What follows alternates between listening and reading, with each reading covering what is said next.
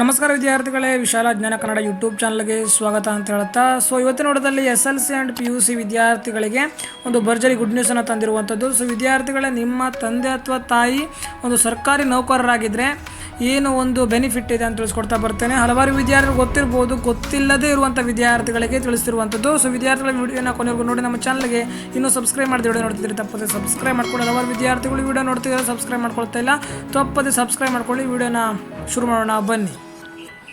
ನಿಮ್ಮ ತಂದೆ ಅಥವಾ ತಾಯಿಯು ಒಂದು ಕರ್ನಾಟಕ ಸರ್ಕಾರದ ಸರ್ಕಾರಿ ನೌಕರರಾಗಿದ್ದರೆ ಅಂಥ ಒಂದು ವಿದ್ಯಾರ್ಥಿಗಳಿಗೆ, ಅವರ ಮಕ್ಕಳ ವಿದ್ಯಾರ್ಥಿಗಳಿಗೆ, SLC ಮತ್ತು PUC ವಿದ್ಯಾರ್ಥಿಗಳಿಗೆ ಪ್ರತಿಭಾ ಪುರಸ್ಕಾರ ಅಂತಂದರೆ ಕರ್ನಾಟಕ ರಾಜ್ಯ ಸರ್ಕಾರಿ ನೌಕರರ ಸಂಘವು ಪ್ರಸ್ತುತ ಸಾಲಿನ SLC ಮತ್ತು ದ್ವಿತೀಯ PUC ಪರೀಕ್ಷೆಯಲ್ಲಿ ಹೆಚ್ಚು ಅಂಕ ಗಳಿಸಿದ ವಿದ್ಯಾರ್ಥಿಗಳಿಗೆ ಕೂಡ ಮಾಡುವ ಪ್ರತಿಭಾ ಪುರಸ್ಕಾರ ಅರ್ಜಿ ಸಲ್ಲಿಕೆ ಅವಧಿಯನ್ನು ಜೂನ್ 2ರವರೆಗೆ ವಿಸ್ತರಿಸಿದೆ. ಈಗಾಗಲೇ ಅರ್ಜಿ ಪ್ರಾರಂಭವಾಗಿದ್ದು, ಆದರೂ ಎಕ್ಸ್ಟೆಂಡನ್ನು ಮಾಡಿರುವಂಥದ್ದು ಜೂನ್ 2ರವರೆಗೆ ವಿಸ್ತರಿಸಲಾಗಿದೆ. SLC ಮತ್ತು ದ್ವಿತೀಯ PUC ಪರೀಕ್ಷೆಯಲ್ಲಿ 90% ಅಂಕ ಗಳಿಸಿದ ರಾಜ್ಯ ಸರ್ಕಾರಿ ನೌಕರರ ಮಕ್ಕಳಿಗೆ ಈ ಸಂಘವು ಪ್ರತಿ ವರ್ಷ ಪ್ರತಿಭಾ ಪುರಸ್ಕಾರ ನೀಡುತ್ತದೆ. ಈಗಾಗಲೇ ಅರ್ಜಿ ಆಹ್ವಾನಿಸಿದ್ದು ಮೇ 30ನೇ ಕೊನೆ ದಿನಾಂಕವಾಗಿತ್ತು, ಮೇ 30.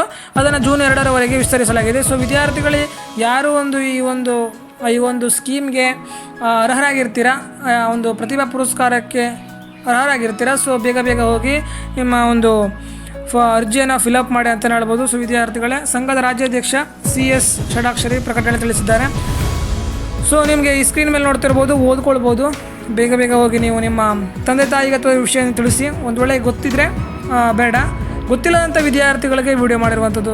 ಸದ್ಯಕ್ಕೆ ಇದು ಇವತ್ತಿನೊಂದು ಮಾಹಿತಿ. ನಮ್ಮ ಚಾನಲ್ಗೆ ಇನ್ನೂ ಸಬ್ಸ್ಕ್ರೈಬ್ ಮಾಡಿದೆ ವಿಡಿಯೋ ನೋಡ್ತಿದ್ರೆ ತಪ್ಪದೆ ಸಬ್ಸ್ಕ್ರೈಬ್ ಮಾಡ್ಕೊಳ್ಳಿ ಅಂತ ಹೇಳ್ತಾ ಮುಂದಿನ ಮತ್ತೆ ಸಿಗೋಣ. ಜೈ ಹಿಂದ್, ವಂದೇ ಮಾತರಂ.